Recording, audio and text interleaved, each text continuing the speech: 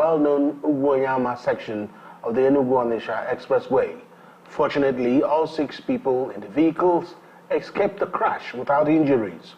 Confirming the incident, Enugu Sector Commander of the Federal Road Safety Corps, FRSC, Mr. Franklin Abakoba, said officers had secured the accident site and were managing traffic, while firefighters remained on standby with their equipment in case of a fire outbreak. The blame game between former Abia State governors, Senator Theodore Orji and Dr. Okezie Ikpeazu, has sparked mixed reactions among residents, with many calling for accountability instead of public exchanges. Our correspondent in Aba, Chubike Magomba, now reports. Residents of Aba have made their remarks on the feud between former Abia governors Theodore Orji and Dr. Okezie Ikpeazu. This follows Ikpeazu's comment describing blame shifting as lazy. Orji fired back, urging him to carry his cross. But on the streets of Aba, some residents are not impressed with either side.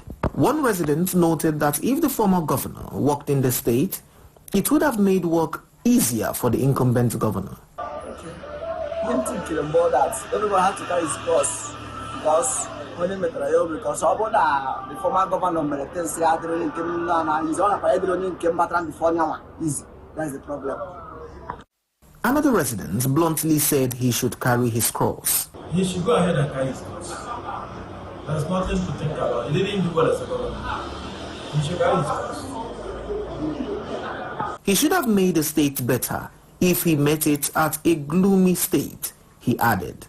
Yeah, if he did, he's supposed to have make it better than blame them. So he made himself at the paper condition, also left it at the paper condition. He didn't do anything. So instead of blaming the chairman, so he would have done a better job to dispute what he said. Mr. Wade said both former governors should go and fix their problems privately. Very funny, they should try to make their hands stop slaying their differences in the DOJ as well as Dr. Ikpeazu. They ran a very balanced government in spite of their deficiencies, as any other leader would have his own deficiencies. They should balance the way they report themselves. While it is often said that when 2 elephants fight, it is the grass that suffers, the reverse appears to be the case here. Despite political tensions, the people seem to be benefiting as the current governor continues to focus on meeting their needs and delivering on his promises. In Aba, Chibuike Magomba, reporting Fafia TV. Corps FRSC in Ebonyi State has confirmed that 7 people lost their lives in a road accident that occurred on Sunday evening at Nwofioga Onweke in Ezza South local government area. The sector commander, Henry Igwe, who spoke on Monday, said the crash happened around 7:30 p.m. and involved a commercial Toyota bus and a heavy-duty vehicle. According to Igwe, 11 people, including 2 men, 8 women, and a child, survived the crash without injuries, while fatalities, 4 men and 3 women lost their lives. He attributed the accident to excessive speeding and noted that the injured victims were taken to St. Xavier Hospital in Onweke for medical care, while the bodies of the deceased were deposited at the morgue in Onweke General Hospital. He stated that an investigation into the incident is currently underway.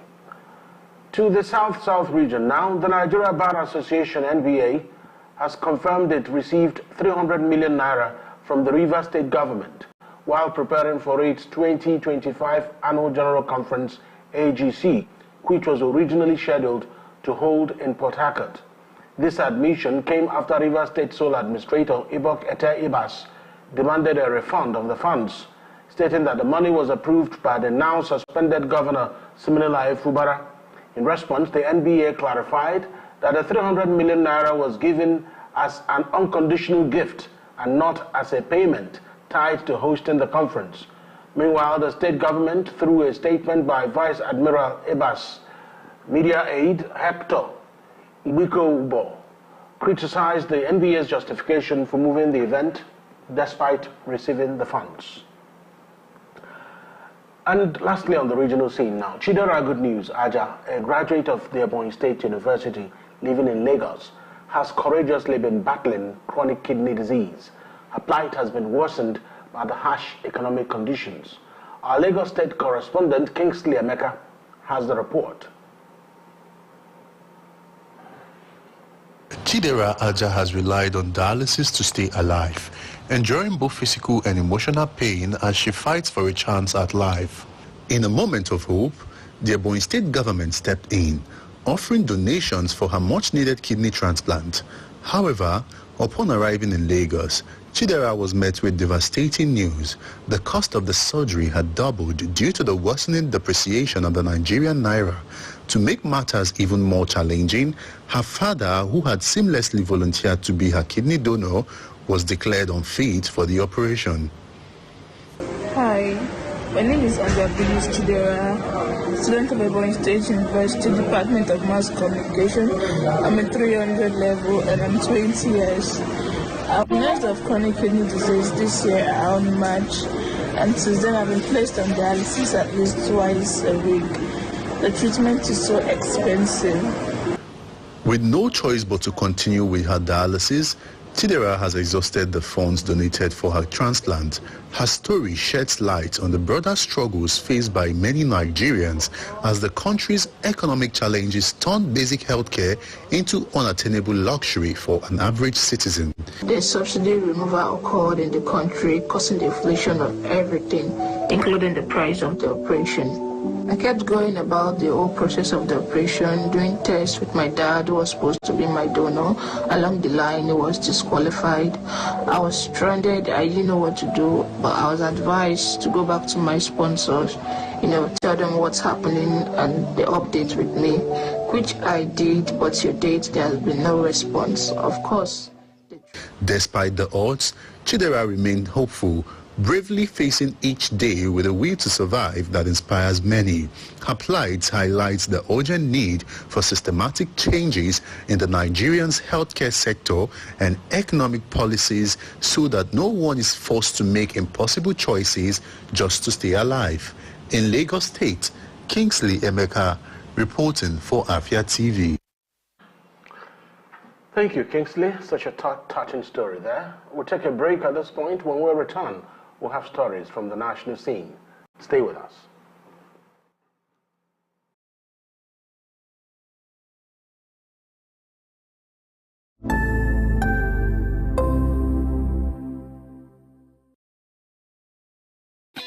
So you're wondering what the Brand Wars is about?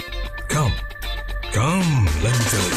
The Brand Wars is a reality TV business game show. From business-themed games to business-themed tasks, the Brand Wars seeks to solve real-life branding challenges. Shh!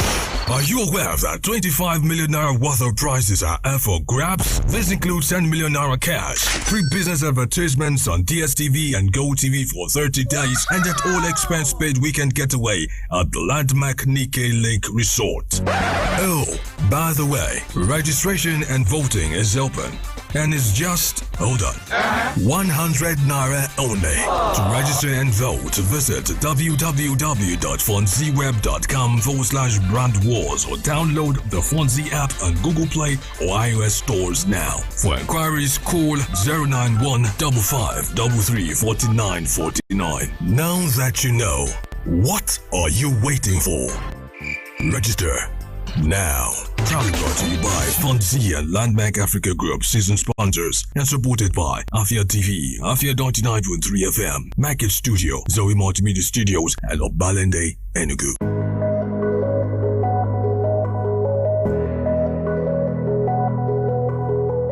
Thinking up ideas is one thing, but bringing them to life, now that's a whole different story. Welcome to Clinton Hall Innovation Center, where science and technology don't just meet, they greet.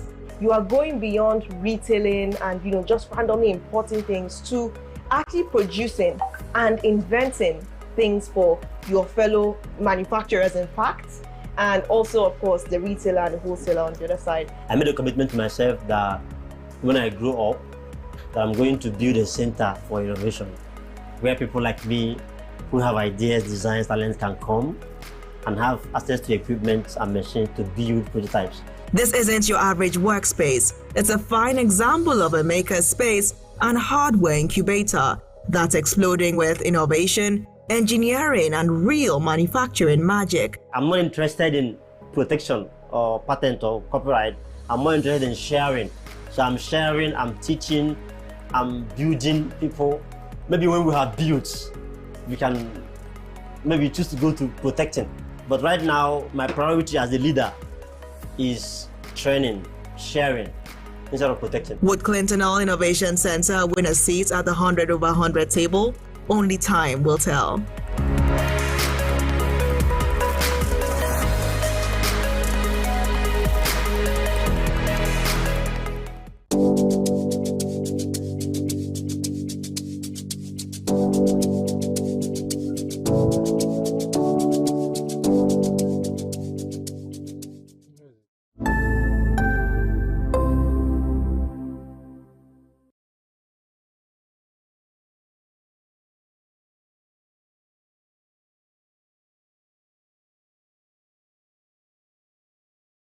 Back to Afia TV News today. We're reaching you live from Enugu, southeast Nigeria. President Bola Tinubu has strongly denounced the recent outbreak of violence in Plateau State and called on the state authorities to implement lasting measures to end recurring communal clashes. His reaction follows the killing of at least 51 people and the injury of many in early Monday attacks on the ZK and Kappa communities in Basa local government area, just 2 weeks after similar deadly incidents in another part of the state. According to the National Emergency Management Agency, at least 52 people were killed and nearly 2,000 displaced in a series of attacks across the state last week. Plateau has long grappled with conflicts, often between farming communities and herders. However, the motive behind the latest violence remains unclear. The Tanzanian government has shown interest in launching direct flights to Nigeria as part of efforts to boost bilateral relations and promote regional integration. This intention was revealed during a meeting held on Tuesday in Abuja between Nigeria's Minister of Aviation and Aerospace Development, Festus Keyamo, and a delegation from the Tanzanian High Commission led by Mrs. Judika El-Fadili Manguna, head of Chancery. The discussion centered on improving air connectivity between both nations. Mrs. Manguma expressed Tanzania's commitment to deepening ties with Nigeria, highlighting Air Tanzania's plans to begin direct flights operations into the country. In response, Minister Keyamo welcomed the initiative, noting that it aligns with President Bola Tinubu's Renewed Hope agenda, which seeks to grow the aviation industry and strengthen inter-Africa collaborations. And now to business news. The 36th Enugu International Trade Fair has ended with calls for a more seamless organization and possible reduction of prices of goods and commodities at the fair. Afia TV's business correspondent Chioma Okpala now reports. With 10 days of trading and mixed feelings, consumers and manufacturers alike have aired their opinions over whether or not the 36th Enugu International Trade Fair achieved its set objectives or was a success from their individual perspectives. On their part, the organizers of the 36th Enugu International Trade Fair apologized to all participants for not meeting their expectations and promised robust and seamless organization for the next edition of the Enugu International Trade Fair, which has already been announced and slated for the 20th to 30th of March 2026. The Enugu International Trade Fair. Honestly, the result is there for all to see, as the 36th Enugu International Trade Fair is an improvement over the one we had last year, over the 35th edition of this fair. I believe that in spite of all this, deals have been sealed, relationships created, and proper networks established. Those, after all, are the reasons why we're here at this fair. Meanwhile, let me apologize for any shortfall in our expectations especially to participants in the Gold Pavilion, where we had an unfortunate electrical incident that led to the breakdown of the air conditioners in the hall. The Chamber is assuring all IDEA participants that measures are already being put in place to ensure that such does not happen again. Things can only get better, and that is why I confidently invite you to the 37th Enugu International Trade Fair, which has been scheduled to hold from the 20th to the 30th of March 2026. Please take note of that date. Engineer Nonye Osakwe commended the governor of Enugu State, Dr. Peter Mba, for his good work in Enugu State and further handed awards to outstanding companies. Wave company. Congratulations.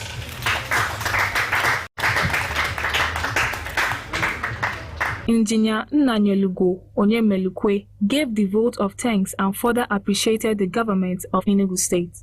Highly appreciates the government of Enugu State, who have been a very good support to the activities of the Chamber of Commerce, spearheading the interests of the business community of Enugu State and the Eastern region. Of course, we also want to appreciate all the participants who responded to our invitation to come and participate in this great fair that has been on for over 36 years. The fair was officially closed by Pastor Olisemeka Jidong.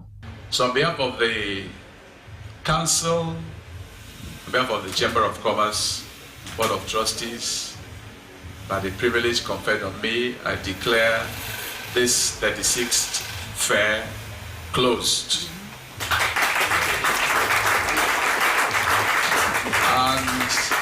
And simultaneously flag off the preparations for the 37th fair. And indeed, a very glorious fair, in the mighty name of Jesus. We also inquired from the participants their opinions on how the 36th Enugu International Trade Fair had been for them. For me, I would say it's a bit fair. Rather, I was there 2 years ago. This year's own is just a little bit better than that of 2 years ago. Things are not moving well. I don't know whether it's hardship from Nigeria. Everybody want to buy, but no money. This fair was not properly advertised. Secondly, the ground rent was too exorbitant. Looking at things, we have been absent for 2 years as well, but I can see there is an improvement in organization and in the turnout as well. The exhibitors also, I think there is much numbers added. This business just be like, maybe like before. Marketers we are doing, the people are buying market, most of the people are not getting money. As participants close shop and anticipate the next edition of the Enugu International Trade Fair, they expect to see and experience a crash in prices of goods and services to match the current prevalent economic realities in the country. Reporting from the permanent site of the 36th Enugu International Trade Fair, Choma Obala for Afia TV News. Thank you, Choma, for that report. The federal government, through the Ministry of Industry, Trade and Investment, has introduced a new program aimed at helping Nigeria's digital service providers grow their presence across Africa. As part of the initiative, the ministry is urging all digital service providers in the country to take part in an official survey designed to gather details about their businesses and the African markets they are interested in entering. Announcing the development on Monday, the Minister of Industry, Trade and Investment, Dr. Jumoke Oduwole, said the initiative positions Nigeria as a trailblazer in creating a simple pathway to chat digital services, ultimately boosting opportunities for the nation's tech companies across the continent. The federal government has emphasized the importance of halting the importation of photovoltaic solar panels into Nigeria, revealing that such imports have cost the country 200 billion naira to date. This was disclosed by the Managing Director and CEO of the Rural Electrification Agency, REA, Abba Aliyu, during a roundtable meeting held on Monday in Lagos. The event was part of a collaboration between the REA and the Lagos State Government, which included the signing of a memorandum of understanding aimed at bringing electricity to rural communities in Lagos Aliyu noted that ongoing efforts are focused on transforming the situation by encouraging the local production of renewable energy equipment within Nigeria. And the Minister of Power has vowed to tackle the 4 trillion naira electricity debt owed to generation companies, GENCOs, a situation that recently led distribution companies, DISCOs, to threaten a shutdown on Monday. Speaking on the matter, Bolaji Tunji, the minister's special advisor, confirmed that the government is actively addressing the issue. He revealed that the Ministry of Finance will soon handle the payment process as part of the measures being implemented to resolve the crisis. We'll take another break here. When we return, we have stories from the continent of Africa and elsewhere in the world. Stay with us.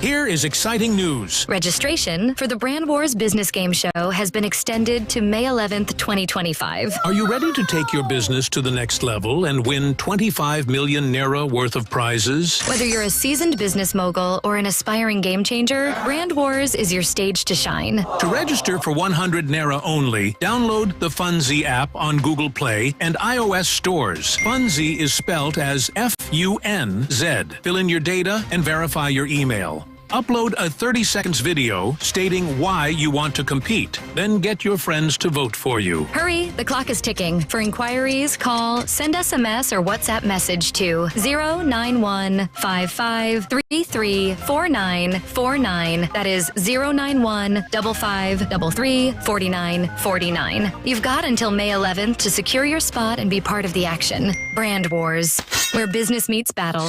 Proudly brought to you by Funzy in Landmark Nikkei Resort, season sponsors, and supported by Afia TV, Afia 99.3 FM, Market Studios, Zoe Multimedia Studios, and Oberlende Enugu.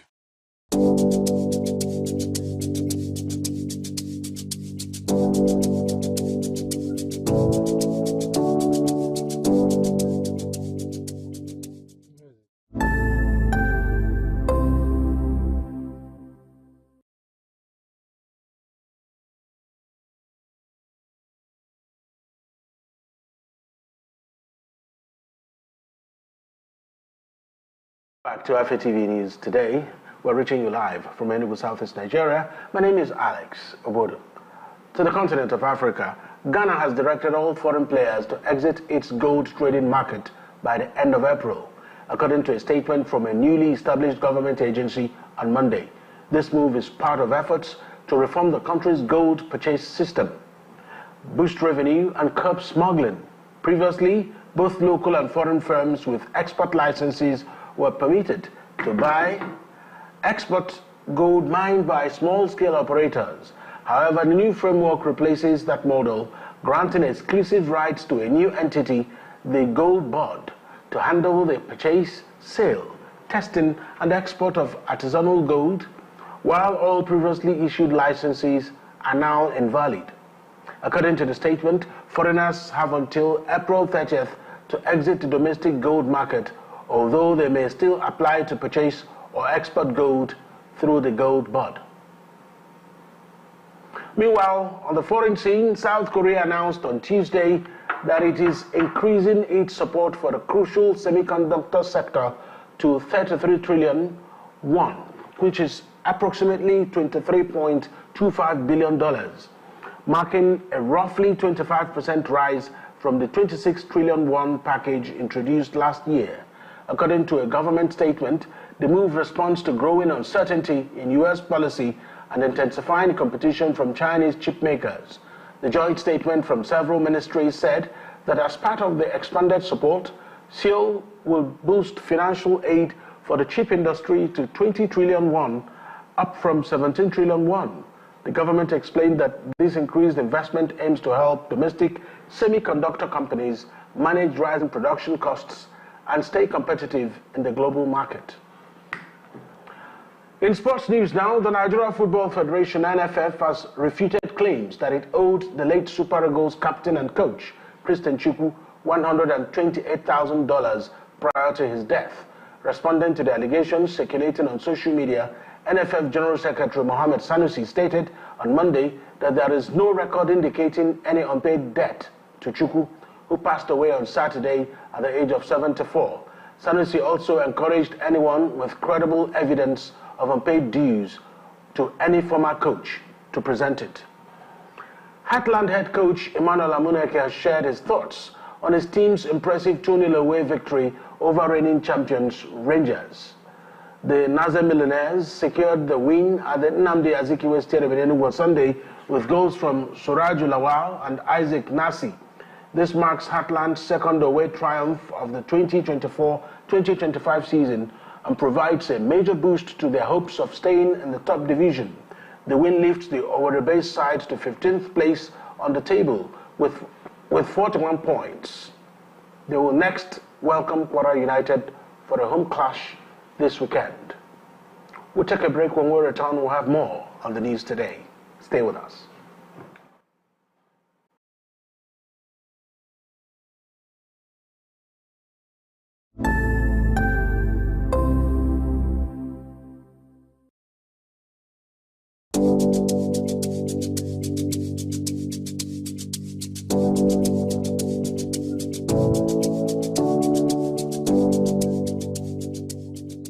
What are your thoughts on the spate of sex for grades in Nigerian universities? This very issue of owing salary should be criminalized. How can they amplify their voices? People don't have evidence. Want to get to know about it?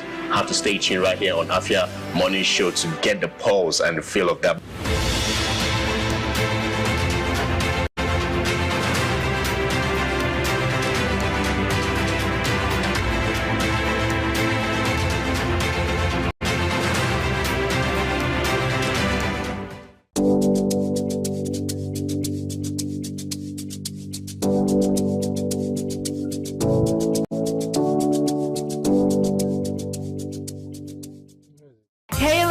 Join us on Gyno Plus every Wednesday at 6 p.m. right here on Afia TV, DSTV channel 254 and GoTV channel 17, where we will delve into health issues affecting girls and women in society. Breastfeeding doesn't even cause breast size. The frequency of breastfeeding means the approach you take to make sure that your well-being is maintained. Welcome to the latest and most amazing show on here. Ladies and gentlemen, welcome to Lunch Break. You don't sing along. I did single. For real. You're not a backup singer. That's what they do.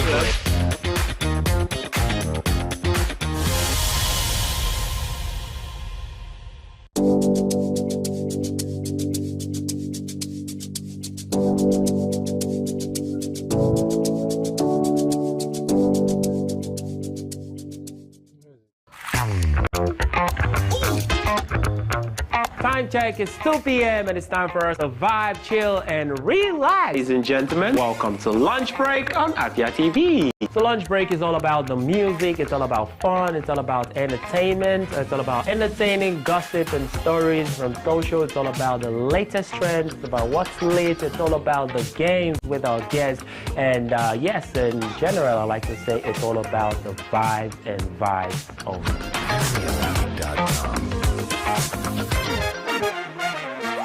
Good evening to you, viewer, and welcome to Women in Business, a show that profiles women, executives, and even the next girl store owner, showcasing Igbo greatness to the world. I started always obsessed with books ever since I was a child. The stress of always converting naira to dollar and... An incompetent means an incompetent person.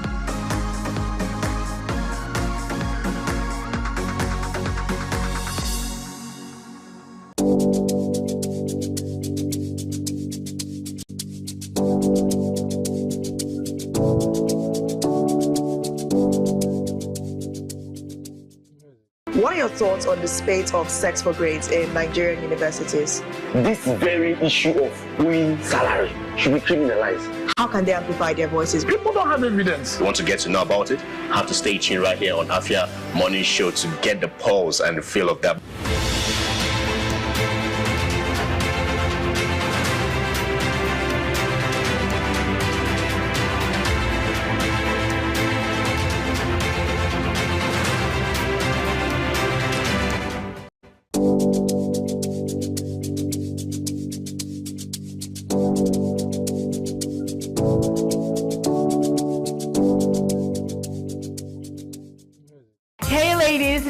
on Gyna Plus every Wednesday at 6 p.m. right here on Afia TV, DSTV channel 254, and GoTV channel 17, where we will delve into health issues affecting girls and women in society. Breastfeeding doesn't even cause breastfeeding. The frequency of breastfeeding means the approach you take to make sure that your well-being is maintained.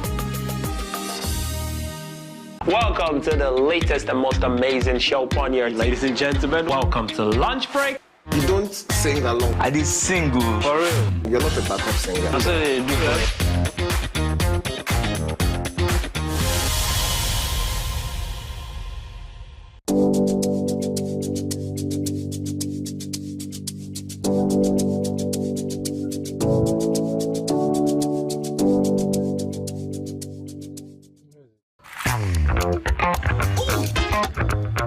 Time check, it's 2 p.m. and it's time for us to vibe, chill, and relax. Ladies and gentlemen, welcome to Lunch Break on Afia TV. So Lunch Break is all about the music, it's all about fun, it's all about entertainment, it's all about entertaining gossip and stories from social, it's all about the latest trends, it's about what's lit, it's all about the games with our guests, and yes, in general, I like to say it's all about the vibes and vibes only.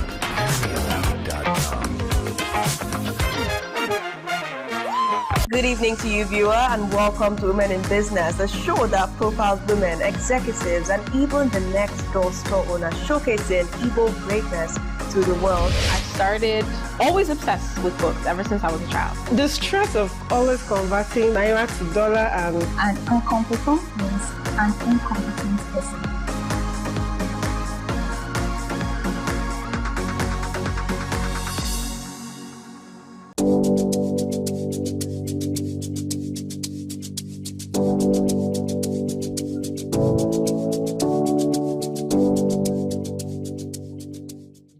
What are your thoughts on the spate of sex for grades in Nigerian universities? This very issue of owing salary should be criminalized. How can they amplify their voices? People don't have evidence. You want to get to know about it? Have to stay tuned right here on Afia Morning Show to get the pulse and the feel of that.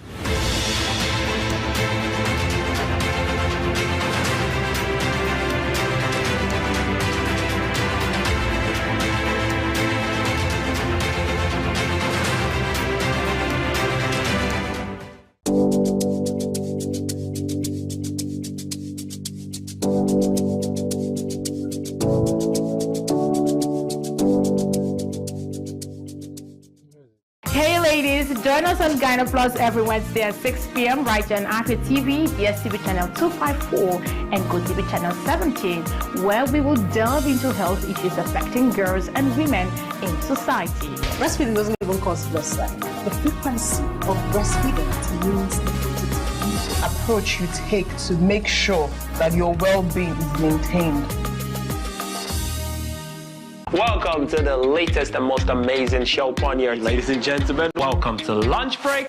You don't sing along. I did single. For real. You're not a backup singer. That's what they do.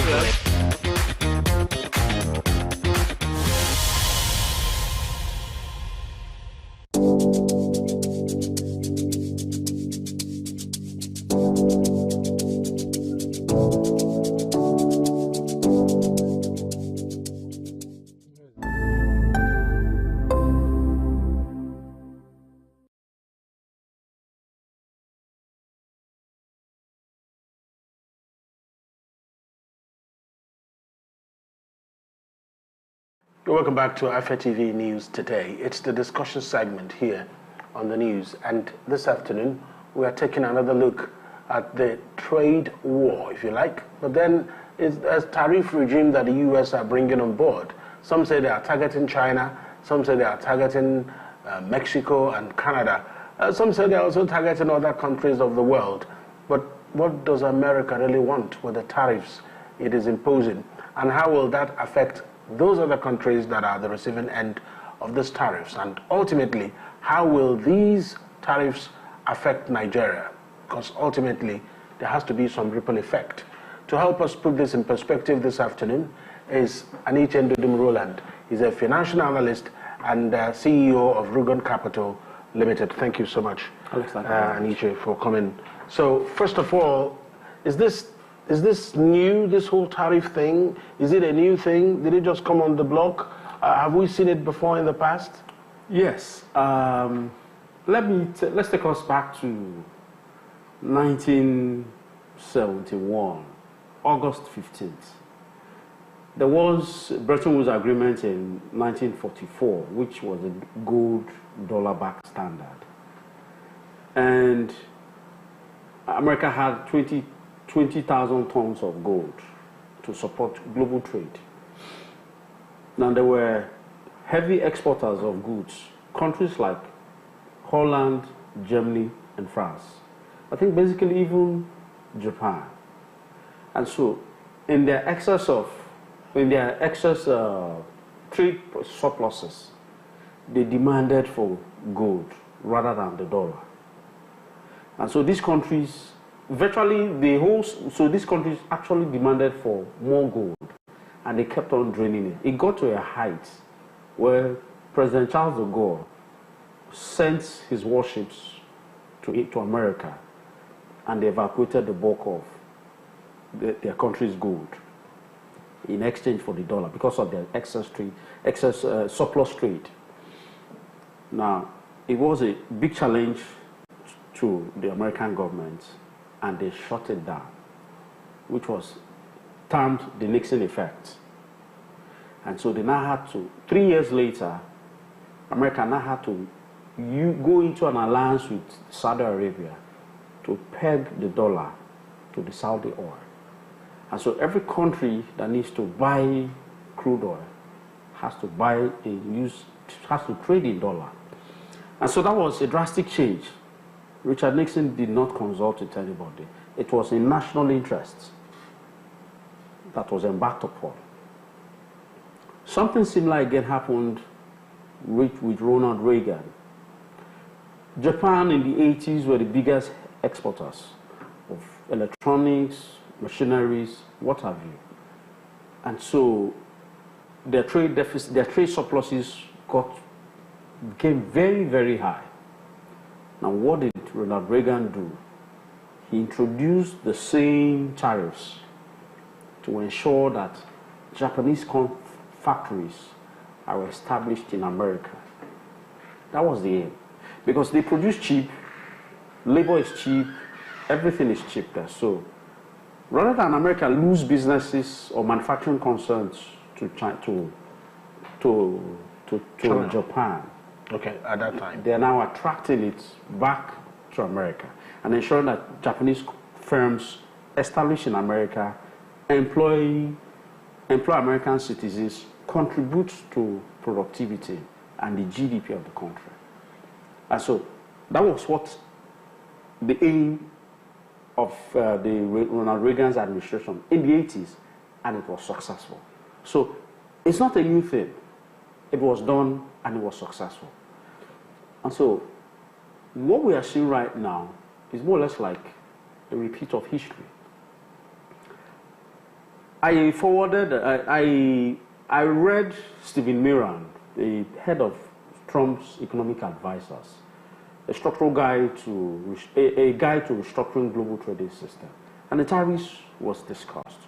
So you could see it's a deliberate plan and ploy by the U.S. administration to introduce tariffs to reshape global trade. Personally, I would call it the Trump effect. Some are touting it as the Mar-a-Lago effect. But we are seeing a global reset being introduced again. And countries have to shape up. Because America has rewritten global rules, global trade rules, all over again, for its own interests. So, I mean, what would those interests be? Because some people think that this is mere economic bullying, because President Trump is doing this because they have the stature to do it. And what do you think a country like China will do about it? Okay, now, every global empire have always been pace setters to direct the globe. It's normal. You should always have a leader. When you don't have a leader, there is chaos. So that numero uno toga or prima donna toga is of immense benefit to them, and they're global leaders and global planners and have already sitting on top of it to direct the course of trade. It's an opportunity, it's a real opportunity which it takes years to build. And if you look at the history of empires, empires have fallen because they have not been proactive to direct the globe. So it's a privilege. Now, if you look at, I'm trying to train my thought. Now, America provides the dollar for global trade. So for everybody that needs to trade in the dollar, you have to earn it. Every country, you have to earn it through exports. But for America, that has the currency, they don't need to earn it. They print it. What you call your foreign reserve. America does not need a foreign reserve because it's their currency. And so every country has to earn it through trade, through exports. Now, for every dollar America provides for global trade, it is a deficit in its books. So America must continue to experience trade deficits to sustain global trade. But you see that deficit has it has a boomerang effect on the economy. You can Google the Triffin dilemma. It's a problem where your national currency becomes a global currency. That if you churn out policies to protect your local industry, it affects global economy. If you churn out policies to support global economy, it has a boomerang effect on your local economy. Now, with globalization in the 90s, where American companies left their countries to establish factories in Asia, jobs in America declined. Manufacturing jobs in particular declined. Well, there's a bit of contradiction here, because the analysis is that quite a chunk of people in the U.S. are actually not ready to do the kind of jobs that people are doing in China, for instance. And there are two analyses there. One, that you have people who are probably too lazy to get into such jobs. And two, is that the U.S. does not have the density, the technical know-how of people who will fill the jobs China are currently providing, in millions actually. China, you have the biggest cluster of people with technical know-how as it is. So two things going on. So what's your own analysis of it? I think that's a very that narrative is false. It's a fallacy. People need jobs. Yeah, people you have Amazon. You don't have Amazon. Absolutely. People need jobs, but if you need to hire 10,000 people, say at the Silicon Valley, where will those jobs come from? India, China, and some of them from Africa. Now, Taiwan has the biggest semiconductor factory, TSM, Taiwanese semi-manufacturing company, TSM. Are you aware that Americans have built one in Arizona? The same size, if not bigger than it. It's the same semiconductor, which is actually that's where the world is heading to. Yes, that's it. But who are the people working there? There are people, and people would work. Whether you have skilled or semi-skilled, you will find people interested in working to earn a living. And so that narrative, I don't buy it. So this is, you could see, this is the plan. You see, at times I see media firms taking a dig at Trump or the U.S. administration, or at Trump in particular, and I laugh because it's more or less like you're trying to, it's of no effect. Especially in Africa, it's of no effect. What we should be looking at is, what's our own interest? In trying to drink Panadol for the headache of maybe China. Yes, now that you've narrowed it down, because we're almost out of time. So what should Africa, what should Nigeria, what should the Southeast be worried about? Exactly. Now, if you look at the bulk of our exports, which is subject to a tariff, is crude oil, lubricants, fertilizer. I sent it personally. Nigeria in particular got one of the least tariffs. We can go in to negotiate. You could come out, you could even negotiate downwards, because America has a trade surplus with Nigeria, and so it's an extra cost on us. So I'd expect our think tanks to be headed by the Minister of Finance as the head of the team, Minister of Trade, Commerce and Industry, and Foreign Affairs, because there's also a diplomatic angle to it, with Nigerian trade representatives to go in and negotiate backdoor and not be involved in confrontation. Yeah. I'm happy I saw a publication where Trump's advisor of trade in Africa went to see the president in France to discuss. That's a good start. So that we on our own can prepare ourselves for the next day. Because what is going on right now is the next economic order for the next 50 to 100 years. So how do you think that will shape up, really, in a minute? How do you think that new economic order will shape up? It looks like it's inevitable. It's already been unveiled, and this year, the year is actually being unveiled. If you read the foreign policy of Marco Rubio, the United States Secretary of State, it's clearly stated out that they want to head to a world, no longer a unipolar world with America as the dominant player, but a monopolar world where every country individually negotiates and does business with America as a friend and as an ally with security rules. It's all about trade. So this is where, in fact, if you recall, 1974 till date is 50 years. 50 years has gone. So we're entering another phase of a global order. That's the truth. And behind all the trade, what supports global trade is the payment system. If you read Trump's executive order on monetizing payments, what at the heart of it is the introduction of blockchain payment solutions to support global trade. Because current trade systems, very slow, very expensive, takes time. Right now, with current blockchain, payment is 24 hours a day, 7 days a week. No longer 5 days, but 7 days a week, 24 hours a day, no public holiday, and the cost is just a fraction.